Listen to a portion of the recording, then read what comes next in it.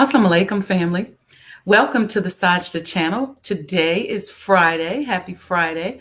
And we're talking about part four of the Global Black Economic Report written by Reverend Dr. Dennis Dillon from New York. And we're going to close it on out today. So grab you some coffee. Make sure you like and subscribe. Hit the super chat button. And I'll be right back in a couple of minutes.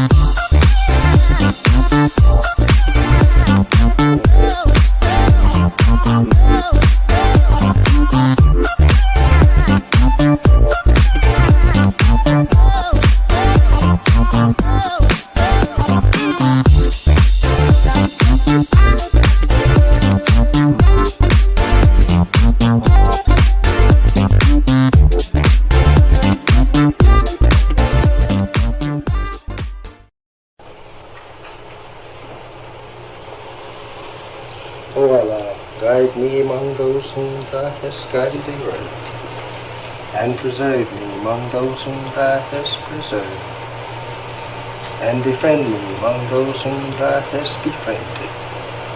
Bless me in whatsoever Thou dost grant me, and deliver me from the evil of what Thou hast judged. Surely Thou judgest, and none can judge against Thee, and he whom Thou befriendest is not disgraced. Blessed art Thou, O Lord, and exalted be Thee above what they set up besides Thee. I bear witness, nothing deserves to be served besides Thee, and I bear witness that Muhammad is Thy servant and apostle. Amen.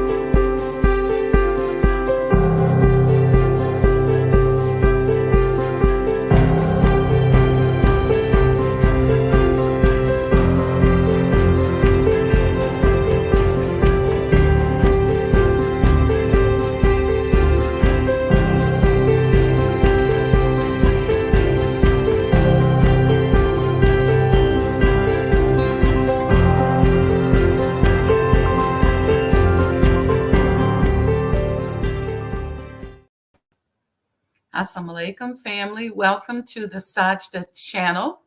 And today is part 4 of the Global Black Economic Report written by Reverend Dr. Dennis Dillon. You know, Reverend Dillon is a friend of the show. He was on the Mind of an Entrepreneur show, I believe last fall. And so we're going to be doing some things together. He's going to be coming back to the show to talk about the report and to talk about his conference coming up in New York City. I'm blessed to be one of his keynote speakers, and I'm excited about it. And so we'll tell you a little bit more about that as we move forward. Okay, I'm going to dive right in today after I remind y'all that the Sajda Ouds are now available. You can use this QR code to get you some. If you use a QR code, we've got the small bottles, which are $50. And then we've got some larger bottles that are $100, but you're going to have to cash app to get that. But just start with the small one. I know you'll love it. You're going to fall in love with it. Some of you all who are deep, long-time customers are going to be getting samples really soon in the mail. So anyway, we'll talk about that a little bit later at the end of the show. So we're going to dive in. We are on slide 70 of the report. And if you go to my social media pages, you'll see a link where you can purchase the report. I think it's worth getting. This last section, I believe it's the last one, but we're going to get through the rest of it today, is on faith and religion, growth and its economic impact. Largest Black-led churches and Christian denominations. That's what he's covering. And I don't know how many of you all know the sordid and interested history of the Black church. I suggest that you go and research it. We as Black people have a way of turning lemons into lemonade. Let me say it to you that way. From the onset of the Catholic Church and its involvement in the slave trade and the colonization of indigenous people around the world, to the slave master using certain select quote unquote house Negroes to keep the slaves in mind, utilizing religion, to many of us during the kidnapping or when we were kidnapped were Muslims and other African indigenous spiritual practices. Some of that was beaten out of us. Some of that bled over into the church. You have some aspects where we were slaves in the Black African diaspora, where we kept some of our religion. If you were in a French colony, they most time would call it voodoo, and then warp it up and make it weird. But and then when you move into the civil rights movement, we had, or really around Reconstruction, we had organized in a way that made the church pivotal to the movement, pivotal to business, pivotal to economics in the Black community. And then we started getting warped again by the government because our economic power, our voting power became evident. And so another transformation took place.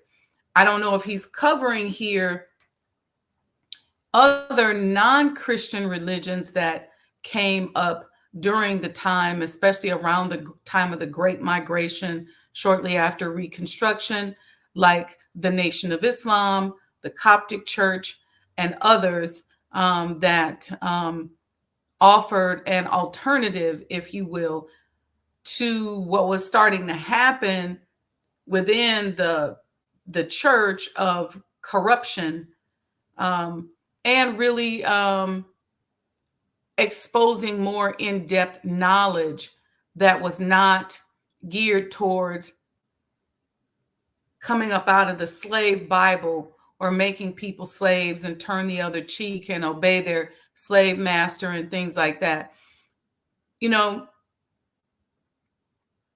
Part of what oftentimes was missing from religious practices really until Master Fard Muhammad taught the Honorable Elijah Muhammad, was a knowledge of self.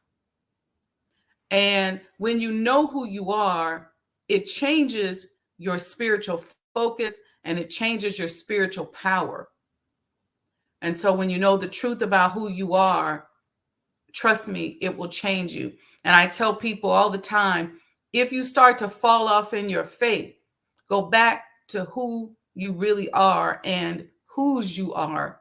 And that will start to turn you in the right direction. I'm sorry, I did not put my crazy phones on silent. So we're going to get into this aspect of the report here today.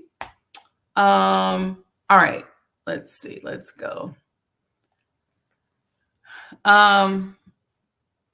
Yeah, so tens of thousands of worshipers gather in the world's largest church auditorium, Hand of God Cathedral in Port Harcourt, Nigeria.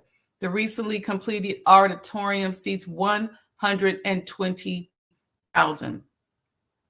No, I got to add my commentary because I saw this place when I was in Nigeria, and it's huge. It's beautiful. And something that I saw when I was in Nigeria, in Africa, primarily it started like just coming to my existence, coming to my consciousness when I was in Liberia. And then I started noticing it a lot in Nigeria, was these huge billboards of white Jesus. And the amount of mega churches and the advertising is incredible. It is, I don't think you've ever seen anything like that. Like most of the advertising, the billboards, the churches, you got to fill 120,000 seat cathedral. Look at this one. An interior view of Basilica of Our Lady of Peace, Yamoussoukro in the Ivory Coast. This is in Africa as well. It was built in 1989 at the cost of almost 300 million US dollars by the President Felix Houphouët-Boigny and donated to the Catholic Church. Look at this basilica. So this concept of megachurch is huge in Africa. And I'd be interesting to see if there's a study that says how much have they invested in the country and in the area. But these megachurches are huge. Huge, huge, huge, huge. Here's the world religions that he broke down. Christianity, Islam, Hinduism, non-religious and others, Buddhism, indigenous and folk religions. You got Christianity at 33% and Muslim at 24%. African countries with the largest Christian populations. He's got those listed there on the bottom. Listen,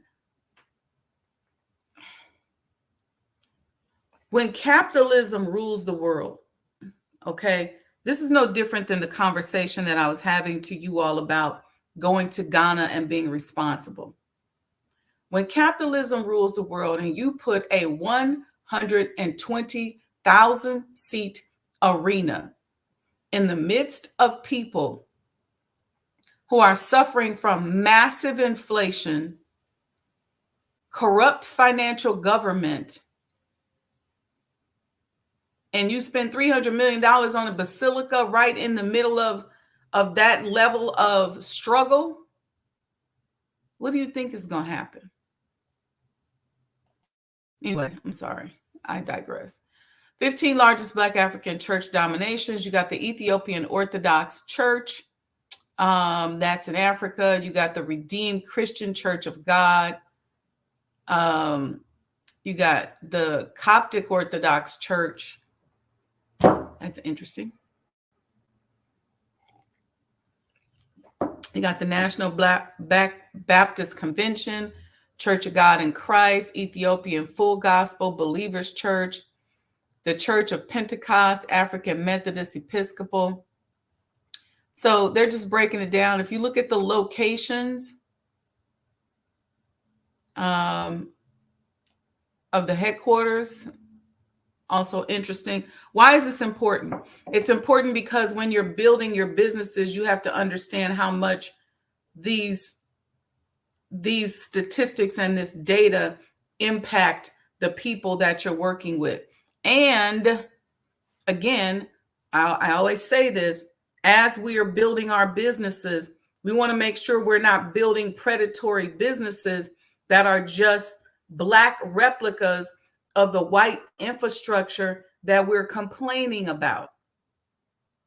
So just because we put different people in it, but we use the same system, doesn't really necessarily change it. Might make it go down a little easier, but we have to make sure that we are not becoming predators ourselves. So it's important to understand, what is the belief system of the people? What do they want? What is important to them? So that you're not becoming exploitive. So he's going through here, the largest black-led churches in the world. Look at the membership. The Living Faith Tabernacle Church, membership 200,000 in Nigeria. The Protestant Works and Mission Baptist Church, 185,000 members in the Ivory Coast. You all can't even imagine. The Deeper Christian Life Bible Church, 180,000 in Nigeria. The Omega Power Ministry, 72,000 in Nigeria. I told you, Mega Church was big business over there. Redeemed Christian Church membership, 58,000, Nigeria. It was huge. We were driving along the highway that leads you into to Lekki, the Lekki Free Trade Zone, and all you see are these big billboards. Even a lot of our American mega church leaders were advertised along that highway stretch, just huge. And then big billboards. 100 and 200,000, you all, that's, you figure you may have some football stadiums that hold 50,000. That's like 4, in some cases 5 football stadiums. So a lot of people. Okay. And then he goes on and continues to show it. Huge. You see all this? That's Nigeria. This is why we were seeing it just everywhere. We got a few in the U.S. Mount Zion Baptist Church, 21,000. Greater Allen AME Cathedral. But our numbers are small compared to theirs over there. All right. Top Black-owned businesses in Africa, the Dangote Group, not surprising at all. Aliko Dantata. So those are friends, my business friends in Africa, the Dantata family. African Rainbow Minerals. So you can see some of the businesses that are critical in Africa are businesses that have a larger barrier to entry. In the US, we tend to focus on pop culture centered businesses because that's what is in our face, right? But people like Aliko Dantata, who does, cement, sugar, all kinds of commodities. You see a mineral company here. You see a cement company here. Dangote does cement as well. Construction, they do marble mining. You got food processing, telecommunications. Look at the electric power distribution, the banking. So, these are industries where we're going to have to pool our resources over here in the US in order to get into. It's okay to have a clothing line. It's okay to make t-shirts. It's okay, but it's time for us to do some more infrastructure level businesses with where the barriers to entry are more difficult. We can do it. We got people that are working in many of these industries. It's just a matter of pooling our resources. Very difficult to do by yourself or without a network and without a military per se to support and protect you. Trust me, I know that. So that's the end of the report. We went through this all week. Um, we talked about the need to understand these statistics because remember, we are nation building. It's not enough to just say, I want to open a business. How do I know this? Because I was very blessed growing up with my educational background to be in a position to understand what's under the hood in these businesses. You know how you can drive a pretty car, but if you don't know what's under the hood, you can't put the car back together. I've been under the hood and I've been fortunate to be under the hood. I've been blessed to be under the hood. But being under the hood in business and understanding the data and the statistics is oftentimes not glamorous. It's oftentimes looked down upon in the pop culture world because pop culture makes people think, well, it's all about followers. It's all about numbers. It's all about who can see you. But it's really about sustainability. That's the real key. And that's the part that we're not seeing. So in this data-driven world, I'm going to show you a video, a short 5-minute video from Minister Farrakhan talking about the outdated systems, okay, that we're currently struggling with here in America specifically, and how it requires courage for us to go in and say, hey, we have to change these systems because they're not serving our family, they're not serving our children. One of the things that was an interesting statistic we talked about earlier this week is that Black Americans are the number one group beginning to, I'm not saying that right, but the number one group that's beginning to homeschool their children. Because a lot of us are finding that our children's minds are being advanced, and a lot of us get it, that this system that we're forcing our children to become a part of is a pipeline to prison. They label our children. They say, okay, they're autistic. It's something wrong with them. They start to put them in special classes. Next thing you know, they can't get a regular job because you allow them to be labeled all their lives. It's important that children, especially nowadays with the way that their minds are working, and some of us know that we weren't always right and we may have messed up our gene pool. So we got to nurture them back around to becoming functional as people in society. Otherwise, this society is just labeling them. And when they become adults, they'll never be able to hold a city job, a government job, if we continue to allow this. Not that they necessarily may not want a city or government job, but we don't want them pinched off from any opportunities. None at all. Especially if they become violent as children. If they're labeled as violent, that stays with them and that follows them. Why am I talking about this? Because we just spent 4 days going over statistics. Statistics that we can use as global thought leaders, as builders, as developers. One of the things that I want to make sure that in business that we stop doing or we start doing is that we start relying on actual facts. So get the statistical data, build your business, make your moves based on actual facts. A lot of us bring the same spookism into business and the same folklore into business that we live our lives by. And we don't have actual facts. We don't understand our industry. We don't understand our numbers. We just want the idea of money exchanging. We don't know that that vendor might be ripping us off, or that we might be paying too much for something, or that we don't have our goods or services priced correctly. A lot of times we don't even go into industries because we just think we can't.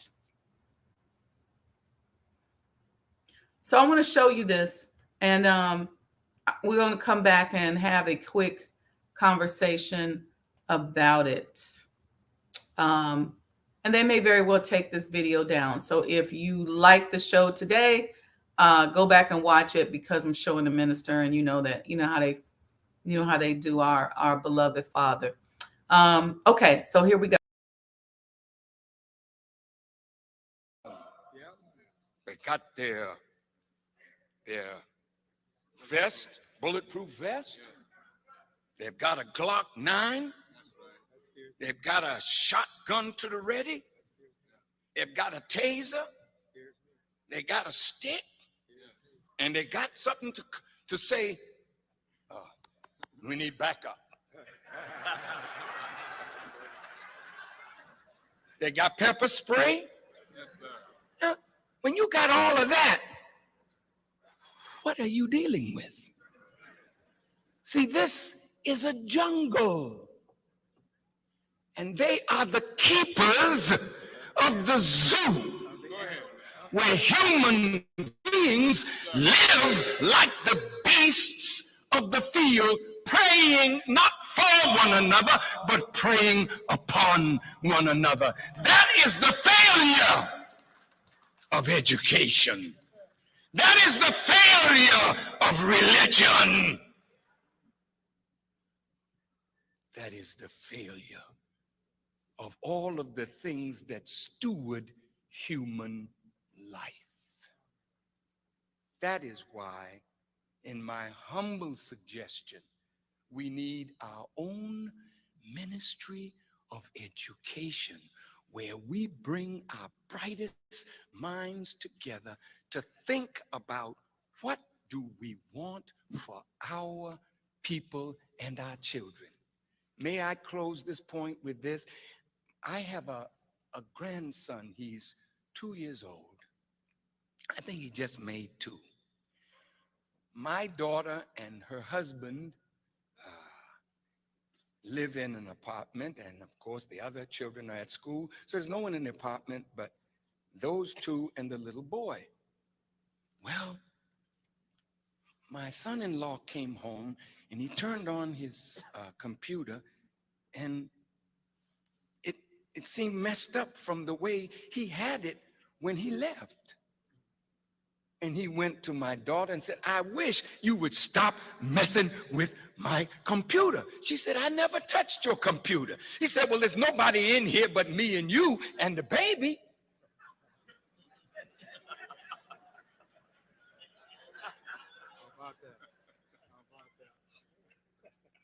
So he said, I'll fix this. He turned the TV off, and then he developed a new password. And then he and my daughter were watching, and the little boy, 2 years old, who's not very clear speaking wise, but he got up under the computer and turned that thing on. Then he got up in the chair and he started fiddling around to turn it on, and he was using the mouse, but instead of turning it clockwise, he was turning it counterclockwise. So my daughter and my son-in-law stand by just watching him. Then he did something and hit a button and bypassed the password. You're kidding. You're kidding. You're kidding. And they sitting there with their jaw on their chest, and my son-in-law ran over to see what did he do to bypass the password. Now he's 2. Here's what I want you to see. This archaic educational system, its methodology and its psychology is unfit and ill-prepared to deal with the new minds that an information society is producing. So now you send your child to school and he's very rambunctious. Mother, you must come up. your child is presenting us with a problem. We think he needs some Ritalin.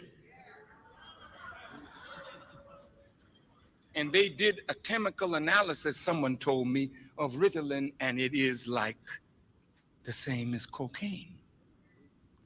So because the teacher can't cope with the new mind, you dumb it down so you can deal with it.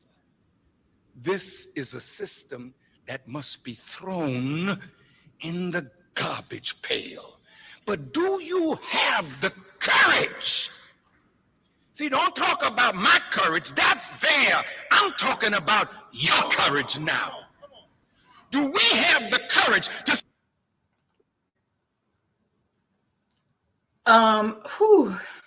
Let me know in the chat what y'all thinking.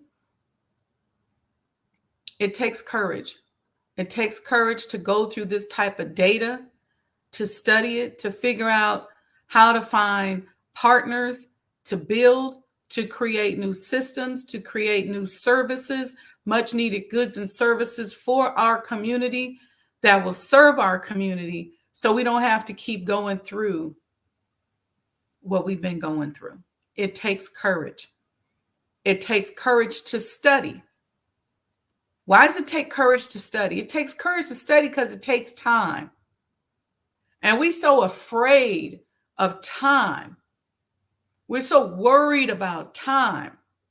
We're so concerned about the time it takes. And I don't want to be tired. I ain't got time to take this class. I ain't got time for this and that. That is the goal, to tie up all your time so you're afraid to give it to anything of value. It takes courage.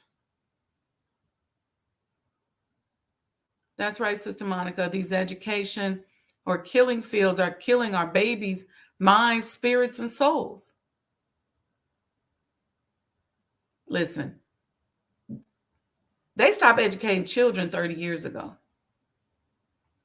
I think we might have been the last generation that really got in the public school system some real decent education. And during that time, that was only if you applied yourself and your parents supported the application of your ability and your focus. That was only if. It wasn't like it was just readily available. You had to seek it out. I know in my family, my parents supplemented education a lot. There was a lot of supplemental education that happened in our household. And then in the school system, I was supported in my efforts to be involved in extracurricular educational activities. I'm not talking about extracurricular sports activities. I'm talking about extracurricular educational activities that was supported. And then shortly after that, they started taking out all these different programs, and this kind of stuff wasn't available. And then you just kind of roll forward to what you see and what you deal with today. But so many of our children came through, so many adults who are children who are now adults, so many of us came through an educational system that did not serve us. Why am I focusing on education on this last episode of reviewing this Black Global Economic Report? It's because we need think tanks. We need global thought leaders. We have to be encouraged to continue to educate ourselves. Education is something that never ends. We should be studying data, statistics. If I ask you about an industry that you're opening your business in, you should tell me that. You should tell me about the industry. I should hear that you're learning about that industry. You should understand what your competition is. What are your competitors doing? See, a lot of you all call me and you're crying and you're complaining. You said, man, I opened my business a year ago. The lines were down the street, around the corner. We were doing so well. And then all of a sudden, it's like the novelty ran off and we're not getting the customers anymore. What happened? Did you stop strategizing? Did you stop studying your customers and being of service? because the lines were so long? Did you get overwhelmed? See, this is a trick. Did you get overwhelmed with serving the massive number of customers that you had at the beginning that you didn't have time to focus on reinventing yourself? So now that the sales have fallen off and you had to use all of that money to work your way out of the debt that you created when you were building the business, now you can't pay the rent or you're struggling because nobody's coming to the business, and you got a time lag because you did not spend time to figure out, how do I reinvent myself? Do I have another product that is doing well that maybe now I can promote that product, or whatever other strategy that we can use. So this is a cycle that we deal with. And then we start scrambling. We don't realize that mercenaries came into our business, stole our recipes, stole our swag, whatever it was, and then left you holding the bag trying to figure out, okay, what do I do? What do I do? How do I get my sales back up?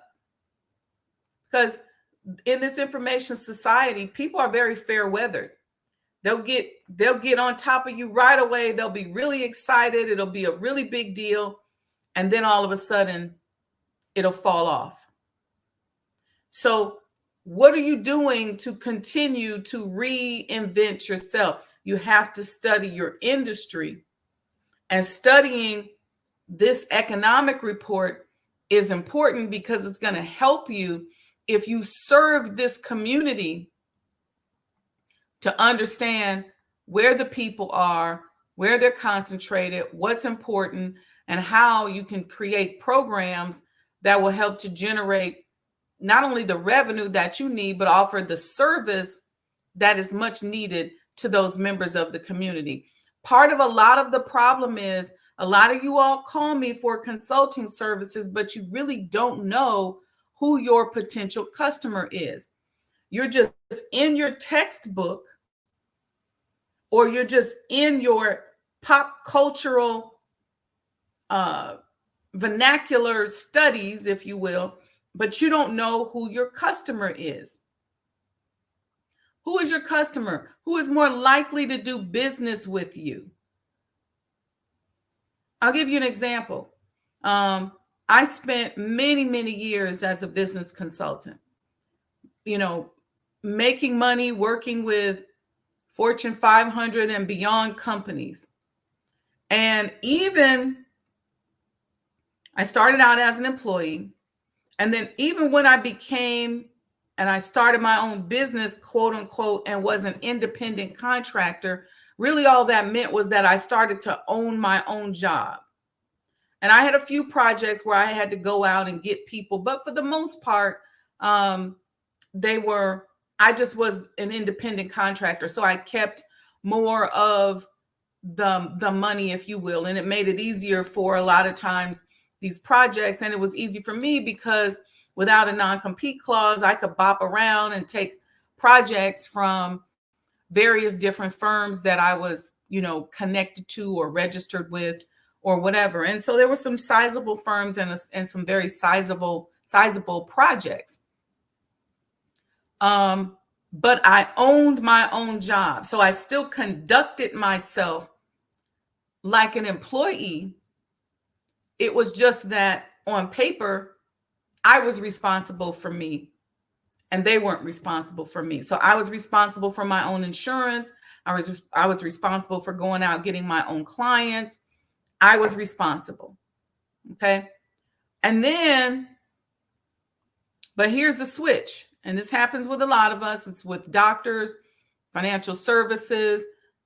When I moved from that independent contractor that still functioned like an employee into having my own business, my customer base changed.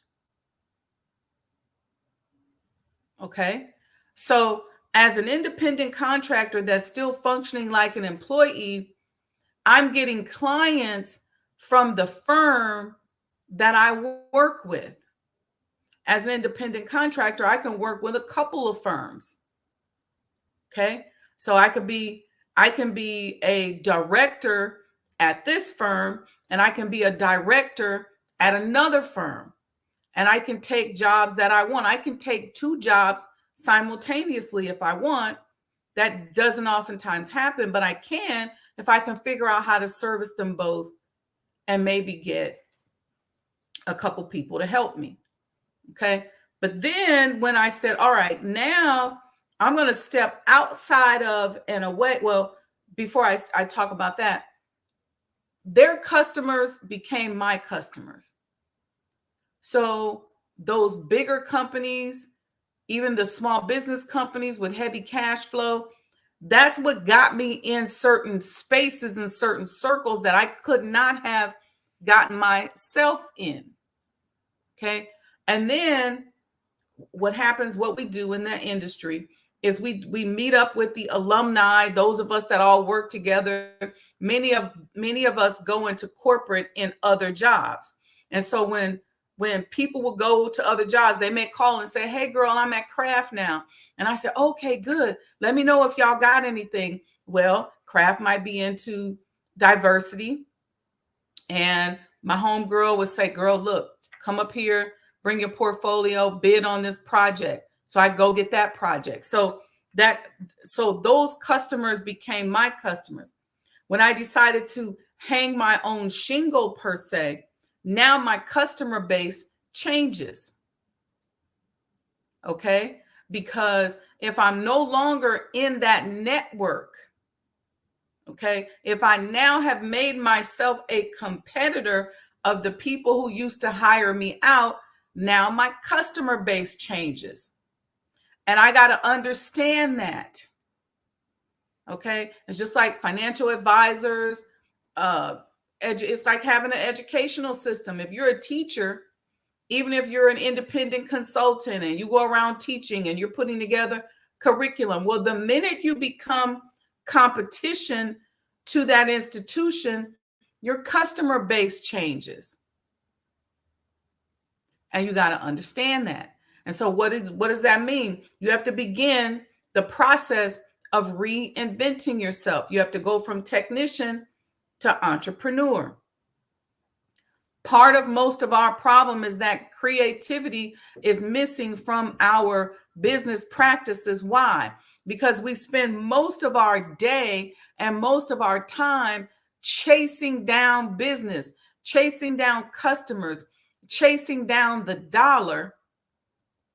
And we're chasing the rabbit so much that concept of reinventing ourselves, getting a new contract, putting ourselves in a position where maybe we earn more money than what we would earn when we were chasing down clients, we don't have time because we got to pay the bills and it becomes a rat race. So if what many of us do is then we go back. We go back into the corporate space. We go back into an environment and we go, man, I just couldn't make it. I couldn't do it. But the reason why you had to go back and the reason why you didn't make it is because you didn't have enough time allocated to being creative and reinventing yourself. So I'll tell you something that I did to turn that around for myself to where I went from being a consultant to a developer is because some nights are going to be all-nighters. You might not get to go to bed at 9 or 10 o'clock. You have to stop the routine of being an employee. See, when you work for somebody, you go to work, you go 9 to 5, you get home from 5 to about 7. You do a few things around the house. You might eat, you might feed your children, you might talk on the phone, you might watch your show. By 9 to 10 o'clock, you're in the bed. You go to bed, and then you got to get up and start the process all over again. So during that 9 to 5 period, you're doing the routine stuff that you would do if you were either an employee or you're chasing customers. Okay. There's not enough time to expose you to different energies, to be creative. You have to reinvent yourself over and over again. It's like being a music artist. You can't keep coming out with the same songs over and over again. You got to write some new songs. So what it may mean, which I tell my entrepreneurs when they come to me all the time, is that I ask them, I said, so tell me about your day.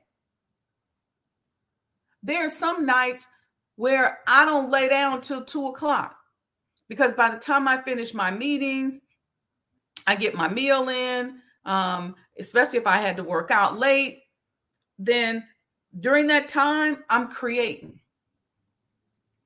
I got my notepad out. I'm on the computer. I'm doing research. I am creating. What's out there? What can I do? What projects can I bid on? How can I reinvent myself? How do I keep myself relevant in an industry that may want to throw me away because I'm no longer part of the system like that? So how do I put myself at the table as an owner and a developer? Because if I keep trying to be at the table as a consultant, if you will, or an independent contractor and not an employee, well, that's going to run out. So now I say, okay, and this is one of my all night thinking sessions where I said, I got to be at the table as an owner. I got to have some ownership data under my belt. And then I started being able to put together a portfolio where I owned projects, where there are projects standing, whether they're construction projects or businesses that I helped build that I could point to as evidence, as receipts. So now when I would hold myself out as a coach or consultant, I can say I'm a coach or consultant with receipts. So what I'm encouraging us to do is take data like what we learned today, because you got to be going off of actual facts. You can't be going off of emotions. You can't be going off of folklore. Well, I think the city does this, or I think the state is like that. Well, I heard, and this is what I think. No, get you some data. Study. Who are your customers? Where are they? What do they want? How can you service them? What's important? How do you incorporate your own personality into it? And the more creative you become, the more the universe will bless you. Why? Because you are mimicking the manner in which the universe came into existence itself. You're going to be way more blessed. And you may find through those studies that you come up with things that are not even in the wheelhouse of what you trained for. Here's the other piece, and I say this all the time. I'm going to say it to you again. When the colonizers put a label on us and they say you're an accountant, you're a lawyer, you're a doctor, why are they doing that? They're doing that so that they know how much they need to pay you and what they're paying, and they do it so they know what services you provide. Now, it has this function because that's important, right? But you can't just be stuck in that space. For me, this process was so very important because I have a very eclectic and diverse personality. I am a multi-tonality type of person. I'm an artist. So my vibe is artistry. And so I needed to find ways in which I could open up energy portals so that my energy could flow through. And the only way I could do that was by being creative in a number of different ways. All right. Let's see what y'all talking about here in the chat. Happy Friday, Mom. Good morning. Sister Betty, happy Friday. Sister Monica, wa alaikum salam. Blessed Friday, ma'am. Yes, yes, and yes. Servant Nasir says, Assalamu alaikum, and I say, wa alaikum salam. Sister Alita says, Assalamu alaikum, Friday blessings, family, and I say, wa alaikum salam. Servant Nasir says, beautiful counsel. The constant studying adjustments in business is real and critical to longevity. It is. It is. If you majored in, so I majored in finance and accounting.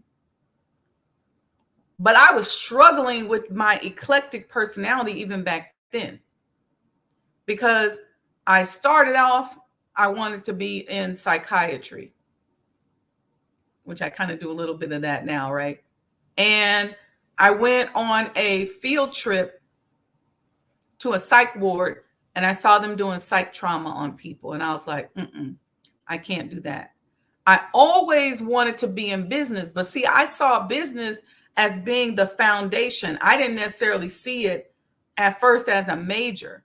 I thought I would major in something and open a business for it, which is ultimately what I ended up doing, but that's how I saw it. And then I majored in computer engineering. And the spring that I found out that I got into the engineering college. See, when you go to school and you say you majoring in engineering or something like that, you ain't majoring in it the first 2 years. You have to get into the college. So when I got into the college and everybody was like, oh, it's not that many Black people that got into the college. That summer, I had gone to McDonnell Douglas for an internship. And I hated it. I was like, I don't think I want to be no engineer. I don't like this. And I kept going back to business. Well, now I got all these credits. I switched back over to finance with a minor in accounting.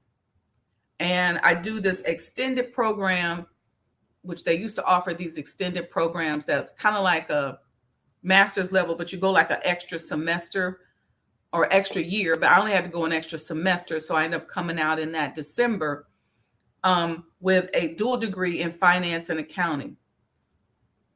But I'm not still doing accounting. I'm not still focused on finance only. That became a tool that I used to build my businesses. Just a tool.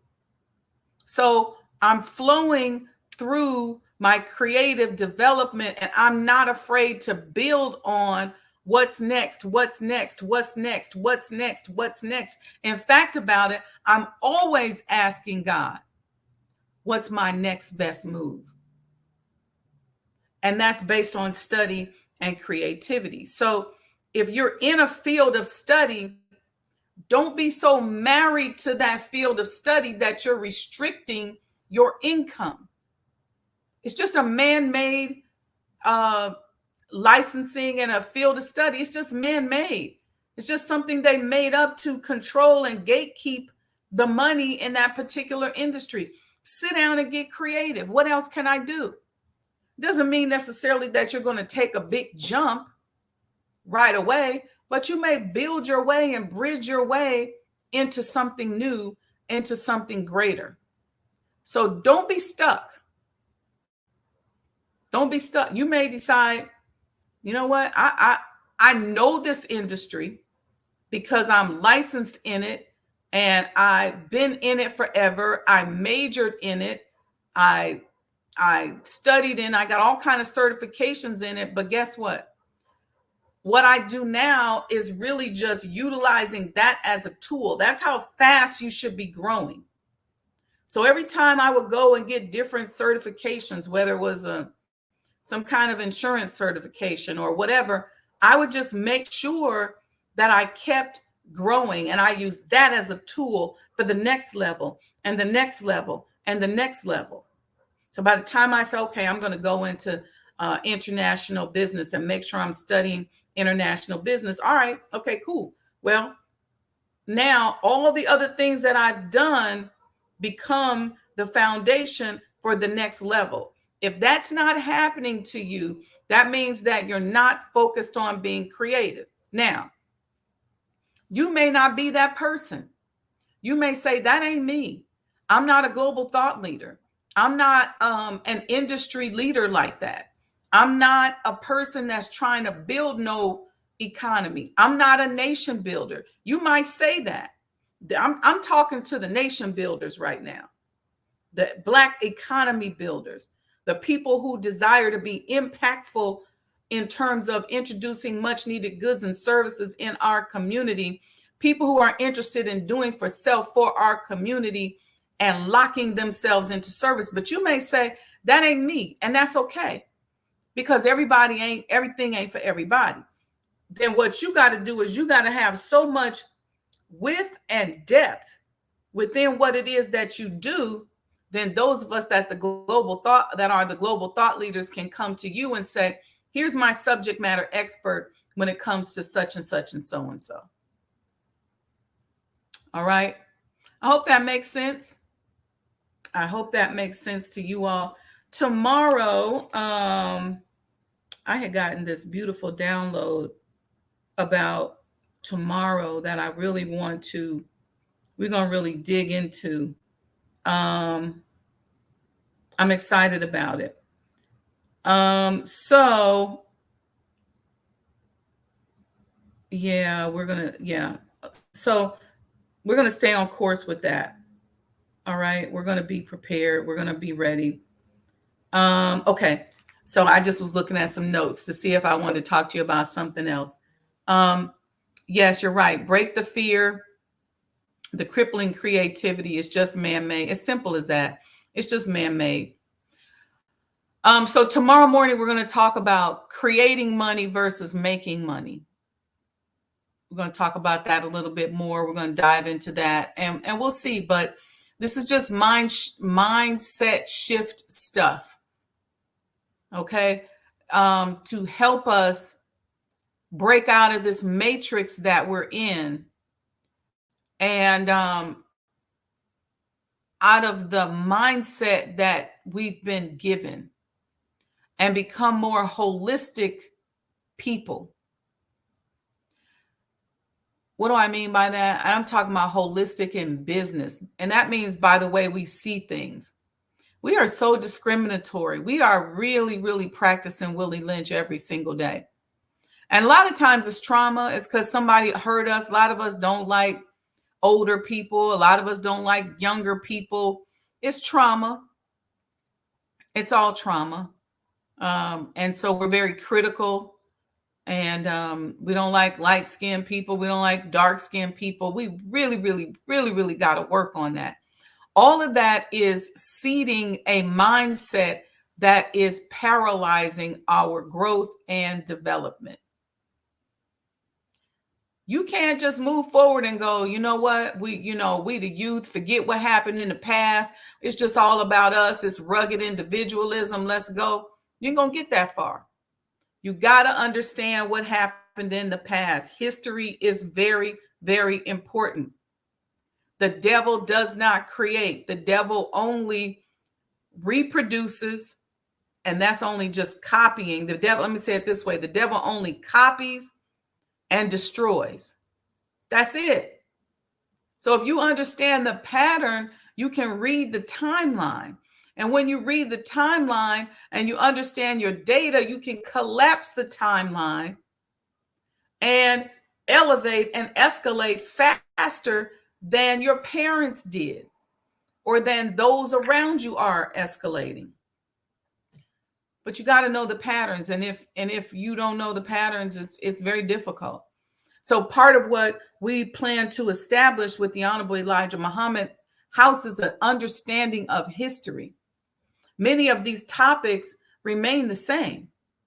And so we're going to talk about what was happening at the time and what was some of the history around it and what was the Honorable Elijah Muhammad's impact in these industries and how can we utilize that today and expand upon it, because like I said, the patterns don't change.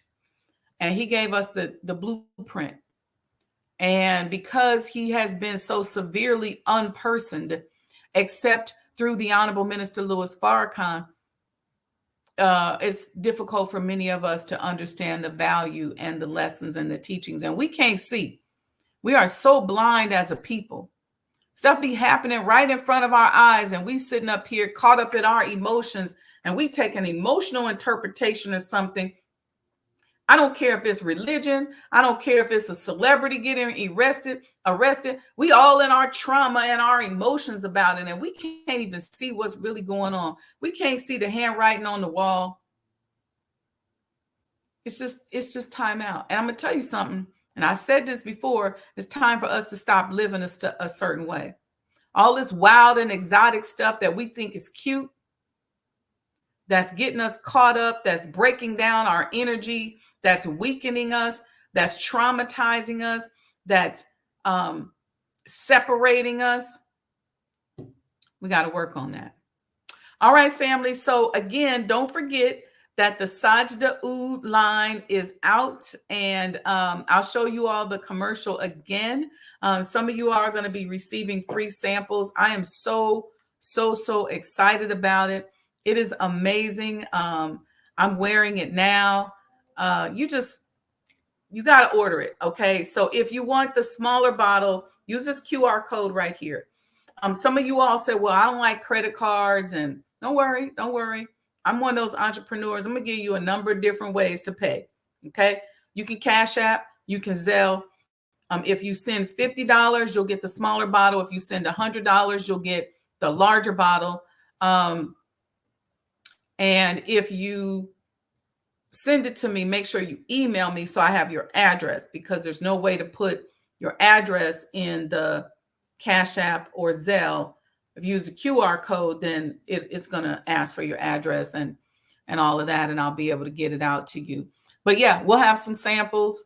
Some of you will have samples. We're going to send some out. Okay. All right, family. We'll see you all tomorrow morning. We're going to get into this mindset shift about money, but focus on being creative. And guess what? If you need help being creative, get with somebody who's a creative thinker. Here's the other thing. We got to stop being so afraid. This rugged individualism, let me tell you something. It is going to be our doom. You can sit up by yourself somewhere and deal with your problems. But if it just takes having a conversation with somebody for them to inject something in you to spark what's already trying to come alive within you, why not do it? Why not? Why not do it?